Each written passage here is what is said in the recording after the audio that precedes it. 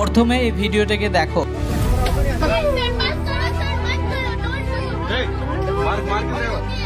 মুম্বাই থেকে কলকাতা যাওয়ার সম্প্রতি ইন্ডিগো এয়ারলাইন্সের একটি ফ্লাইটে ঘটে যাওয়া এক অপ্রত্যাশিত ঘটনার ভিডিও সামাজিক মাধ্যমে ভাইরাল হয়েছে।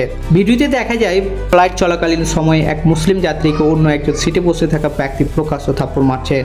এই দেখে তার আগের সিটে এক ভদ্র ব্যক্তি এর বিরুদ্ধে প্রতিবাদ করে বলেছিলেন, এইভাবে আপনার থাপ্পড় মারা উচিত হলো না। তিনি কেন বা এই ব্যক্তিটিকে থাপ্পড় মারলেন? তিনি তো অসুস্থ হয়ে আছেন। যদিও এই মুসলিম ব্যক্তিটিকে অ্যাকচুয়ালি প্যানিক অ্যাটাক এসেছিল, যার কারণে এয়ার হোস্টটা তাকে তার সিটে ভালোভাবে ধরে নিয়ে যাচ্ছিলেন। এমন সময় এই ব্যক্তিটি থাপ্পড় মারা হয়।